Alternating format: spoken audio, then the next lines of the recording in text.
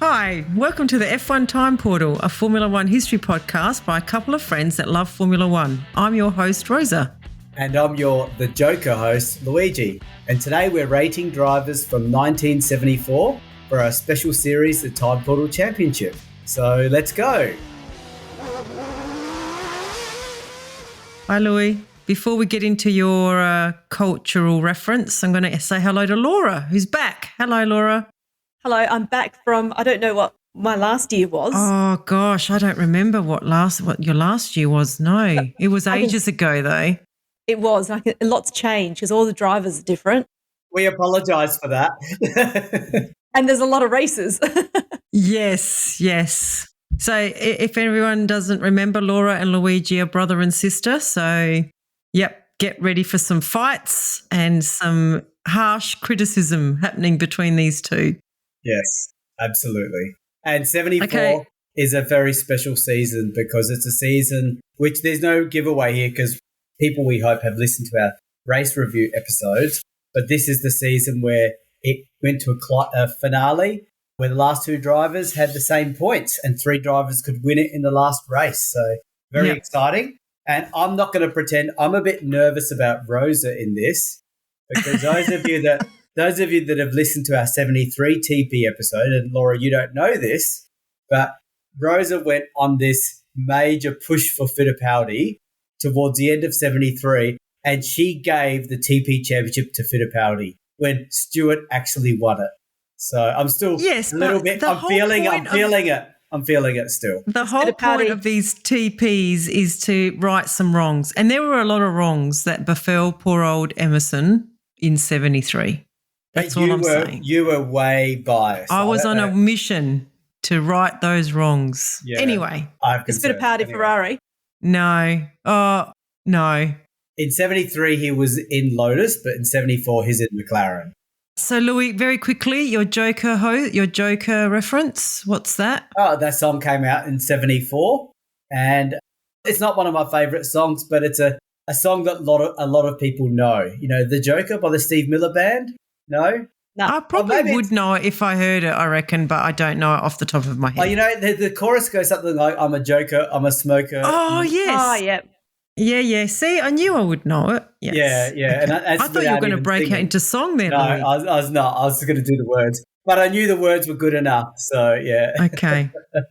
All right, well, let's get started. So we're going to do a quick recap of each race, and it's very quick, not as quick as some of mine. Luigi wrote these ones. And then we'll cut to Laura, and Laura will do her 3, 2, 1 and the reason why. And then, Luigi, you go next, and then I'll go last. Yes. Okay, we're ready. Long season, so it's 15 races. So race 1 is Argentina. So attention was on Fittipaldi because this was his first race in the McLaren team and home hero Reutemann in the Brabham. So Peterson secured pole in the Lotus, followed by Regazzoni and Fittipaldi. At race start, Peterson made a good start to take the lead and Hunt stormed up from 5th to move to 2nd. Hunt then moved into the lead during the first lap and then spun out on his own out of contention. So Hunt was in a pretty average car, if I recall correctly. Real drama happened. Yeah.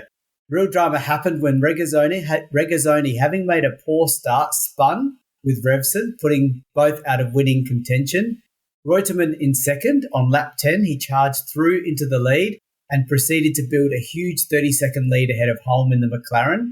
The race has a boring middle stint, but came alive with 15 laps to go when Reutemann had issues with his airbox coming loose and his car started dropping to 7 cylinders. So it was an 8-cylinder car. Holm closed in, and on the penultimate lap, and much to the disappointment of the Argentinian crowd, he took the lead from the Argentinian driver Reutemann and relegated him to 2nd place. And then he retired on the last lap running out of fuel. So Holm finished 1st. Lauda ended up coming 2nd in the Ferrari and Regazzoni 3rd in the Ferrari. So over to you, Laura, your top 3 and why. Are we doing the Argentinian race? Sorry, just checking. Yes, we are. Yep. So I put, as a Holm, I put him in a 3rd spot because he's Australian. That's why. Well, Isn't he? he's from Australasia, but he's actually from New Zealand. But that's okay. We tend to claim New Zealanders as Australians. So Yeah.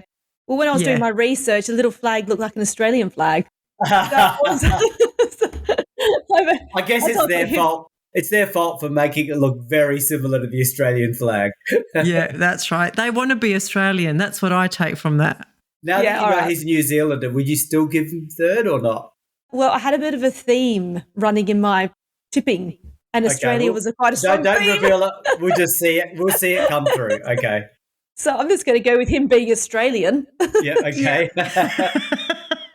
In second spot, I put, so you said Reutemann? Is that how I say it? Reutemann. Yep. I put him in second spot for starting in sixth place on the grid, developing a strong lead, just unfortunate with his engine dying at the end.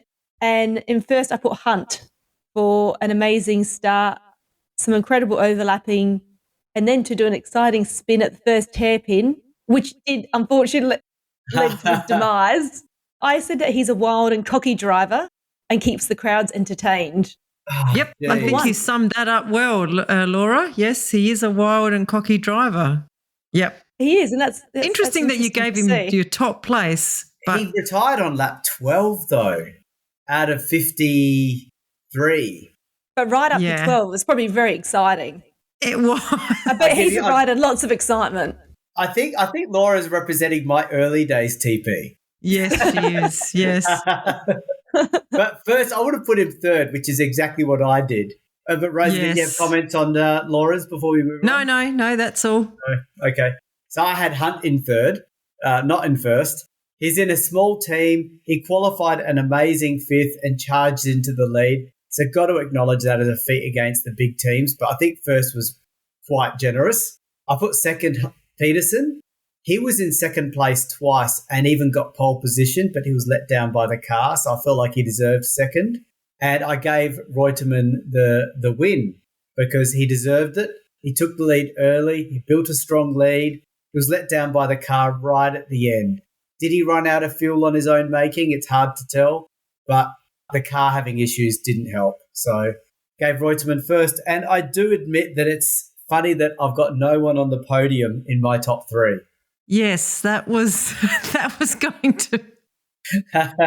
Same with Laura. She's got no one on the podium too. No, exactly. She's got home. She's got home in there. She's got home because he's Australian.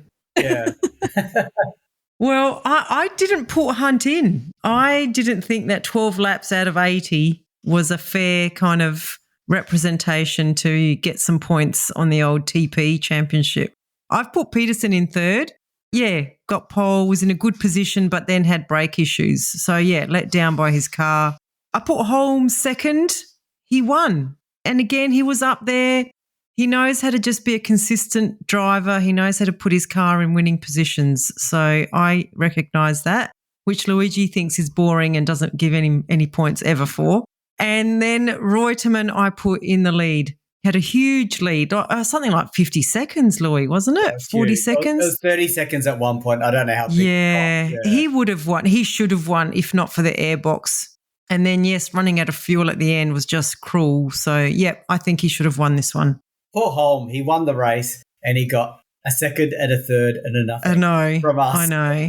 Well, I mean, Reutemann really should have won it. So that's where I went with that one. Okay, so after the first race, we've got Reutemann in the lead on 22, Hunt second after only 12 laps, and Holm, the winner of the race, on 10 in third. Hunt got a point for a lap. Yes, he did. There you go. A point a lap. That's not going to be very often that we can say that. But anyway. No. Okay, we're on to race 2 in Brazil. So Fittipaldi scored pole. This is his home race. Remember, this is the second Brazil race ever. Followed by Reutemann in second, Lauda third and Peterson fourth. At race start, Reutemann charged into the lead, followed by Peterson and Fittipaldi. He quickly fell away, though, due to poor tyre choice, and then Peterson in the lead and Fittipaldi duelled heavily for 16 laps. Both cars were very evenly matched. Then on lap 16, while Peterson was lapping a backmarker, Fittipaldi did a dramatic outside pass on both the backmarker and Peterson to take the lead. it turns out that Peterson had a tyre issue and he fell back out of contention. Regazzoni was now a distant second, and with 2 laps remaining, a thunderstorm hit. Fittipaldi called for the race to be stopped. He was leading at this point, and it was. Fittipaldi wins back-to-back Brazilian races, with Regazzoni in the Ferrari second and Ickx third in the Lotus. Pace in the Surtees came fourth from 12th on the grid. Over to you, Laura. How does the driver stop a race? They sticking their hand up in the air, waving around? Yeah, apparently he was like waving and going, no. Yeah, that's Would that happen these days? I'd say so. Nah, they got radio these days. It would be boring. Yeah, radio. Yeah. Okay, for third, I put Holm because he's Australian. The good thing is we don't have too many New Zealand listeners, so they're not going to be too upset. In the second spot, I put as a Regazzoni. I said it's good for him to be amongst the leadings, coming from 8th on the grid. And in first, I put Fittipaldi. Because fast in corners compared to Peterson, surely this requires great skill and taking the lead with fantastic overtaking on the straight. This is more impressive than sexy spinning, and he actually stopped the race. Like, he stopped the race. Yes. Okay. When he was in the lead. Interesting. I question the Holm pick because he finished 12th, 1 lap behind. I haven't looked ahead, by the way. I don't know if you've picked Holm for every race either. Yeah, I can't even see where he qualified. He's midfield. I was just being patriotic. But he's not even Australian. That makes it quite funny. Funny. I didn't know that. Okay. I'm happy to go on. Yep, keep going. Okay, so I've got 2 drivers in equal third. Pace in third. He came 4th from 12th on the grid, and it was funny that John Surtees had to argue with Customs and threaten them to say, if you don't give me my parts, a Brazilian driver won't be able to enter this Brazilian race. So I thought that was pretty funny and that warranted recognition. Regazzoni in third, solid drive to come second. Barely noticed him in the race, but he did get fastest lap and he has been consistent this season so far. So I think he came third and second in the first 2 races. And Peterson in second place by himself.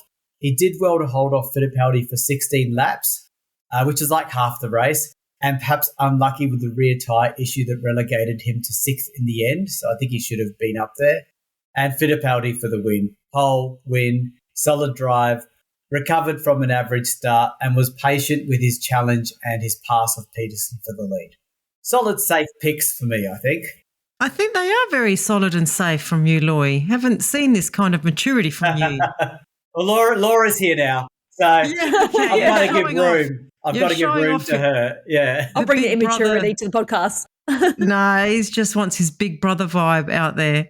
Yeah, look, mine are close to yours, Louise. I had Regazzoni in third. This finish put him in the lead of the championship for the first time since March 1971 for the Ferrari team. So I thought that was pretty big, momentous occasion for Ferrari. And he did well in the race, solid drive to come second. I put Peterson in second, a bit like you. I think he would have hung on for second if not for that tyre issue. I don't think it was that he'd chosen the wrong tyres. I think they were just not good tyres. Anyway. And then Fittipaldi, pole, win, great overtaking manoeuvre. You got to give it to the man. And at his home track as well. Not easy. Yeah, and his home track. A lot of pressure. So, after 2 races, Fittipaldi has stormed into the lead on 24 points. Reutemann is in second on 22, equal with Peterson on 22, and Holm is up there on 14, the Australian superstar. Yeah. Okay, so we're up to race 3, the South African Grand Prix. So Lauda secured his first pole position ever in the Ferrari, followed by a surprising front row starter in Pace in the Surtees. To put in perspective, Surtees is like a midfield team. And even more surprising, Merzario, which is a sort of a backmarker team, in third. And then Reutemann, the winner of the last... He didn't win the last race. No, he didn't. But anyway, he's a competitor. At race start, Pace had issues, so it was Lauda charging into the lead, closely followed by Reutemann. Soon after, Reutemann took the lead and both Reutemann and Lauda proceeded to pull away from the rest. Regazzoni in the Ferrari was in a safe third. As the race progressed, Regazzoni retired with oil pressures, which allowed a fast-charging Beltoise in the new BRM to move up to third from 11th on the grid. Then with 3 laps to go, Lauda started to suffer the same oil pressure issues as his teammate, and try as he might, including coasting around corners, he couldn't get his car to the finish and he retired. So Reutemann wins his first ever F1 race and Brabham's first in 4 years. Beltoise comes second in the BRM, bit of a surprise, I think. Hayward in the McLaren third, having qualified 12th. And sadly, the week prior to this race, Peter Revson in the Shadow died in a test session. So over to you, Laura, your top 3 and why. Okay, look, this is the last time I'm going to put Holm in third spot. I'm not going to do it anymore, Luigi, okay? Because isn't he consistently at the top of the Drivers' Championship standings? That's why I put him in number 3rd spot. I'll let you answer that, Rosa. Yeah, look, he does very well. He does. He's always in the top 5 or 6, I'd say. He's a world champion. He won the world champion in 1967. So he's just a very consistent driver. You have nailed it on the head. He's always there. He knows how to just get the points. Yeah. In all your commentary, I can't see his name being mentioned, but he's always popping up. So it's because Luigi thinks he's boring. No. Why has he never talked up poor Holm? I know. I'm doing this for Holm. Yeah, okay. So he's number 3. I put Lauda in 2nd spot, but just good generally good driving. Despite I know his engine failed, but I think he's just consistently very good. And I put Reutemann for number 1. You'll think this is funny. I wrote here for a 2-second lead. But you were saying before, you're talking before about the 50-second lead. That was a different race, though. But he did win this one by a lot, though. I know. Yeah, so I put Reutemann at the top. Okay. I realised that I left a driver out, but I've included just about every other driver in mine. Yes. So I've got 3 drivers in 3rd position, but I couldn't divvy it up because of it's 4 points. So I gave Pache 1 point for getting on the front row in the Surtees in a very midfield car, so great performance, and Merzario getting that Williams up to 3rd on the grid and finishing 6th in what is a car that's not as good as those around him. So both of them get a point. And Beltoise, he gets equal 3rd but 2 points because he was in the BRM, a very midfield car. So that was impressive. I put Reutemann in 2nd because it's his first F1 win and due credit. And he's been knocking on the door for that first win for quite some time. So it's well-deserved. And he also got the fastest lap. So that's pretty good. And I gave Revson first, even though he wasn't even in the race, because he made the ultimate sacrifice in F1. And I tend to like to give these people the due respect for the sacrifice they've made. So if it wasn't for Revson, it would have been Reutemann. Yeah. And I sort of regret Lauda. Yeah, why haven't you got Lauda in there? I don't know why. I just must have. Even I do, Luigi, and I'm not as mature as you are. He should have been 2nd at least, or at least ahead of Beltoise. Yeah, I mean, I can understand Pache and Merzario, but Beltoise? He got 2nd in a BRM. Yeah, but it was lucky. I know. Let me just say, I think that's the best he did all year. Yeah, I'm pretty sure he did nothing apart from that. Oh, yeah. He did one other thing, like a 5th place later in the year, and nothing else. So you sacrificed Lauda for Beltoise in a BRM? Probably because I'm so distracted by the other drivers and Revson. Yeah, call it grief. Let's call it Revson grief. Okay, all right. Well, I had Regazzoni in 3rd. His car let him down. He would have finished a solid 3rd, I think. Again, I had Lauda in 2nd. Car issues, otherwise 2nd with 3 laps to go. And yeah, Reutemann, I put him in 1st. Great first Formula 1 win, took the lead and kept it. Issues, questions, queries, notes? Actually, regret not having Lauda. Yeah, okay. Yeah. You'll learn. Laura and I will show you the way. Yeah, I'll show you the way. I will definitely show you the way. Okay, so after 3 races, we have Reutemann in the lead on 44 points, Fittipaldi 2nd on 24 and Peterson 3rd on 22. Holm is up there on 18. He's 4th, just like he always does. I like it. See? Yeah. Okay, we're in Spain, race 4. Ferrari were dominant in qualifying with Lauda on pole and Regazzoni in third. For Lotus, Peterson came in second and Ickx was fifth. Race day was it was rainy and wet at the start, and Peterson jumped into the lead, followed by Lauda and Regazzoni, and then Ickx in the other Lotus in fourth. Then the rain stopped and there was a super busy series of pit stops. Ferrari did a great job with their stops, about 35 seconds. Yes, I said Ferrari.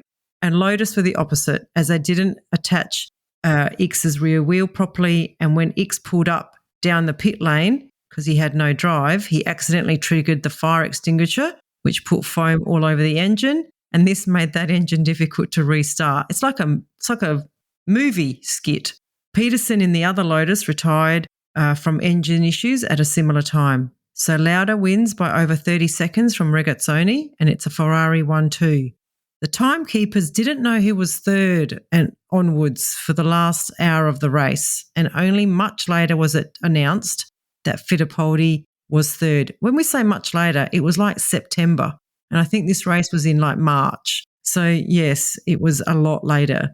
Fittipaldi was announced third, stuck fourth, etc. It was a shambles of a race for Lotus and a shambles of a race for the timekeepers, and this is Lauda's first Formula One win and the 50th for Ferrari. Over to you, Laura. Okay, so this race was just a shambles, and with this timekeeper stuff, does that mean they announced the winners later? Yes. No, the winners were known. The winner was okay. It was from third onwards that they didn't know. Okay. Well, I don't have individual reasons what I've done. I've just generally said this race was shambles, didn't know what was going on. So I just went in the order of the Drivers' Championship standings. So I put Fittipaldi in third, Lauda in second, and Regazzoni in first. Right. Why? Yeah. You can ask, Rosie. You can ask the obvious question. No, you can ask it. Have I got it wrong way around? The big brother. Why is Lauda in second and Regazzoni first? Did Regazzoni not win? No. Did Lauda win? Lauda won by 30 seconds. Yeah. And Regazzoni came second? Yeah. Okay, that's meant to be the other way around. 30 seconds later. Okay. Is it too late, Rosa? The other way around. It is funny, though. It is. Let me see. What is it? Let me have a look. It's only 2 points. You just have to... Oh, no, it's stuff it up, won't it? Yeah. Leave it. I'm leaving it. Leave it. I'm happy with my choices, even though I got it wrong. I mean, the Regazzoni family will be very happy. Like they'll think you've righted the wrong, and the car was set up for Lauda. Should have been. Not fair. Yeah. Okay, so I've got 2 in equal third. I've got the Lotus team, and I call it mocking points. In fact, all of third are mocking points. Shambolic pit stop, which Rosa went through the details. So pretty bad series of events. And timekeepers. I know the busy pit stops would have made it tricky, but surely this is not that difficult to manage, and I'm calling it a mocking point. So the timekeepers get 2 points and the Lotus team get 2 points. I put Lauda in second place. Another debut win this season. So we have Reutemann winning his first race, and again overshadowed by a death, as Reutemann's was overshadowed by Revson. So strong drive. And we didn't mention the death, unfortunately, and that's what my first place is. It's to the Marshal. And I was hoping to know who the Marshal was, but sorry, I didn't get round to it. So he deserves a special mention for the sacrifice that he made. Was this the Holm incident with the wheel? Yeah. So, it was was it the race or practice? I think it was practice. Yeah, a Marshal died, and so I'm giving him first place. You criticised me for doing that in previous podcasts. What do you mean? I gave points for a driver that unfortunately passed away during the, I don't know, it was a race or something. You're like, oh, you can't reward that. I didn't say, you saw it was me? Yes. It was, but I'm sure too. I'm going to go with a yes. Well, I just don't understand, Louis, why you gave mocking points. Like, if something bad happens, you don't give them points. I know. I used to at one point have special mention criticisms. Yes, you used to have like special mentions of things that, needed to be called out as ridiculous. But you've actually given these people points for doing bad performances. I don't know. It's not consistent. I admit it. Like at this point in time, even though Laura got her drivers the wrong way around, her tips make more sense than yours. Yeah, they do. They actually do. Okay. All right. So I'm just trying to fuel the brother-sister rivalry here, but I have to try harder, I think. Okay. So in my third place, I've given it to Ferrari for being a professional team. That's not going to happen much, so I'm going to acknowledge it when it does happen. They were on point. Their pit stops were amazing. They did good strategy stops. They were just, it was like not the usual Ferrari. So they get third place. That's a good call. Good call. Thank you. Yes. I've put Regazzoni in second. I'm going to just acknowledge him for helping Ferrari get the 1-2. And then I've put Lauda first. He got pole, first win for his career, and he dominated his teammate. Like 32nd win. So I put him first for me. Yeah, as it should have been for Laura, but yeah. Yeah, anyway. At least I had Lauda in there. That's right. I had Lauda in there. I had him in second, thank you. Oh, did you? Okay. Yeah. All right. So after 4 races, we have Reutemann in the lead still on 44. Lauda has jumped up to second, though, on 32, and Regazzoni right behind him on 30. Fittipaldi's on 28. Okay. So up to race 5, the Belgium Grand Prix. So Regazzoni secured pole position in very questionable circumstances. Nobody believed his time. It was about a second faster than everyone else's. And even Ferrari pointed it out to the race organisers. Regardless, he was given pole ahead of Scheckter and Lauda. It was repeatedly called a bogus start by Autosport and Mike Lang, who's the writer of the primary reference we use. At race start, Regazzoni made a good start and took the lead with Fittipaldi and Lauda in quick pursuit. The first 6 pulled away from the rest, and they were nose-to-tail formation until lap 24 as they reached the back markers. There was some movement within those 6, but the major change took place when the leading Regazzoni had to take to the grass to avoid contact with the back marker. He fell back to third. The race then turned into a battle of 2 duels, with Fittipaldi leading Lauda and then Regazzoni leading Scheckter.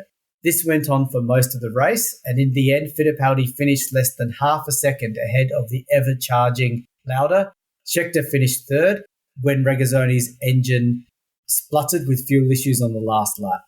So over to you, Laura. Oh, you're not gonna like this. I'm already looking things up.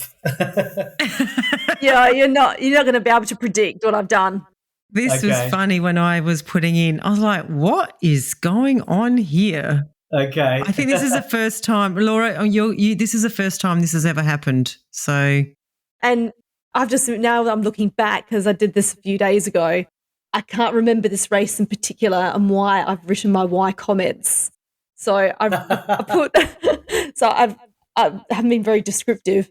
So in third place, I put Lennep. Who's Lennep? Yeah, who the hell is Lennep? No, who's Lennep?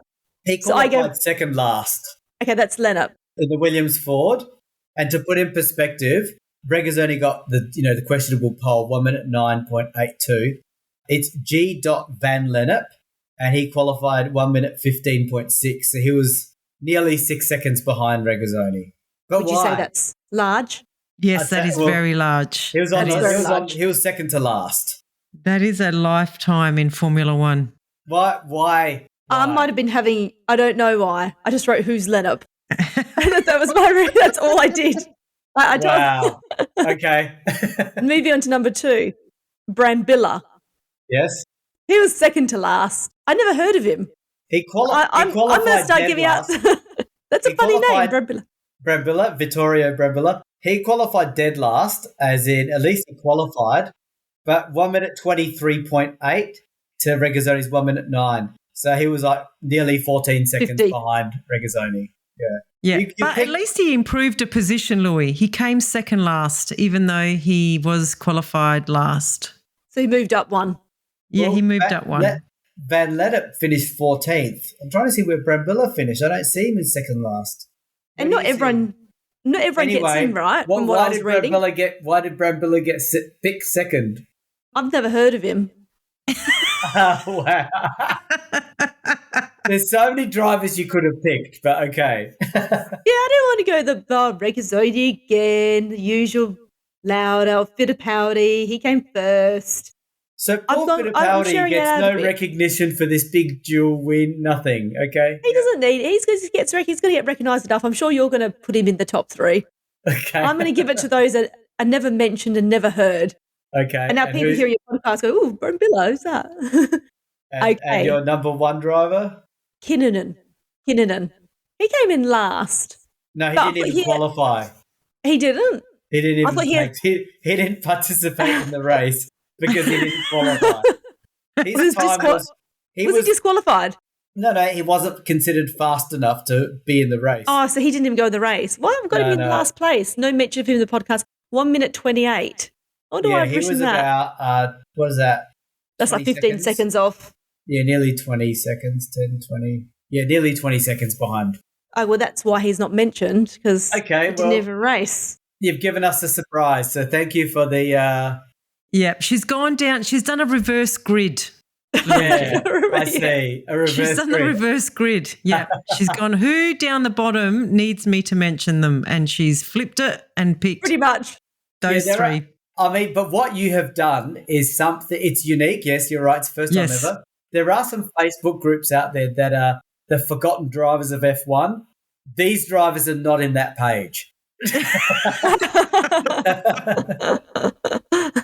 So you have made a mockery of the forgotten drivers of F1 Facebook page because they don't even know these guys.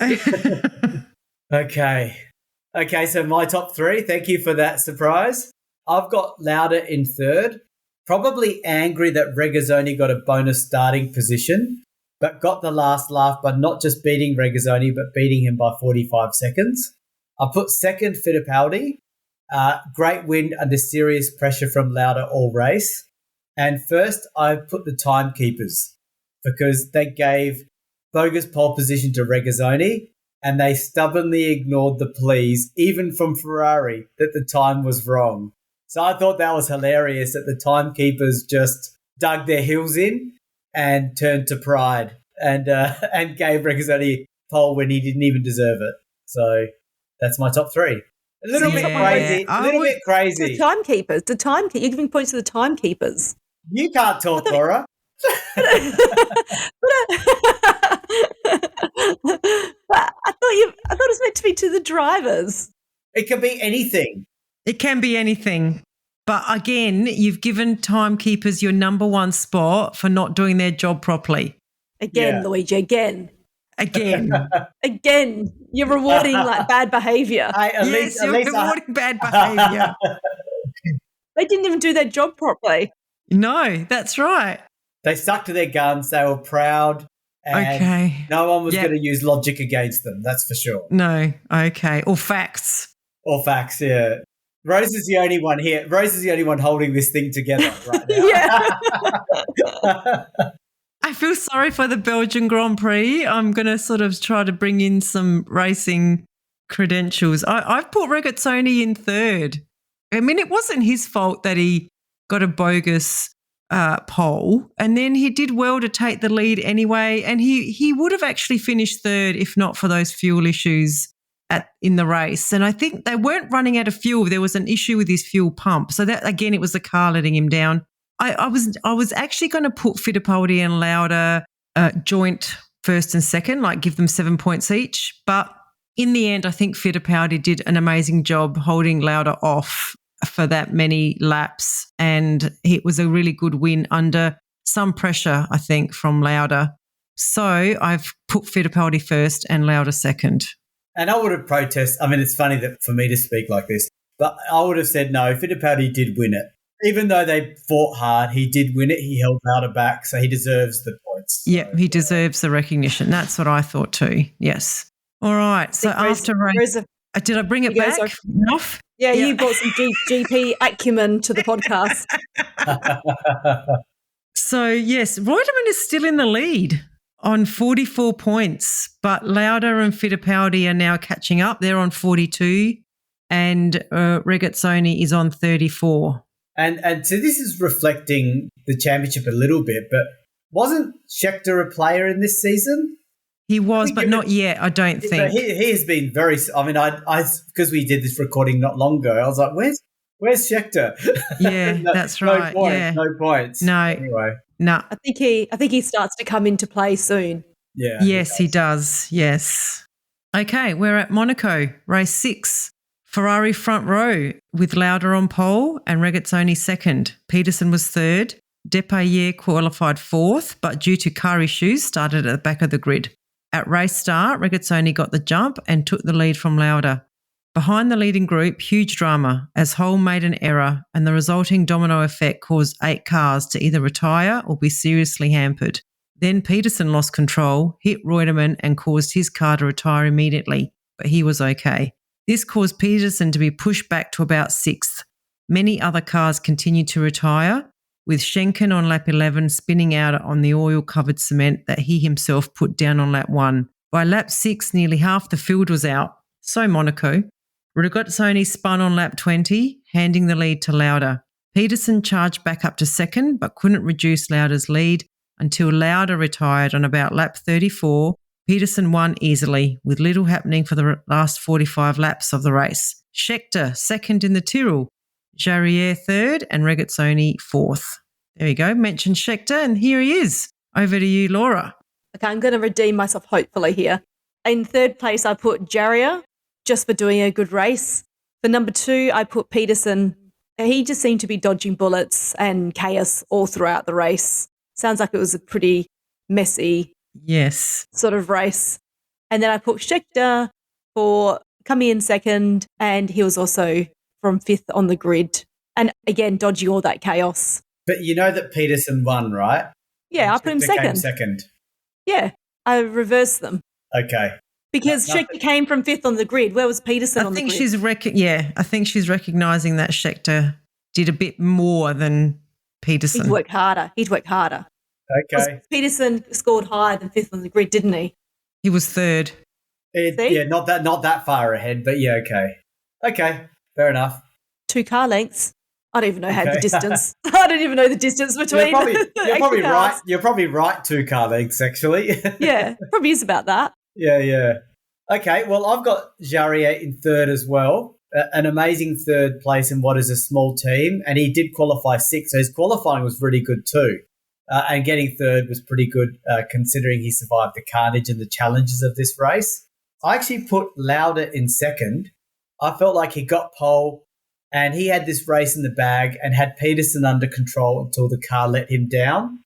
And then I put Peterson in first. I felt like it was an unlikely win, but he survived the crazy first lap incident started by Holm, which did take out 8 cars.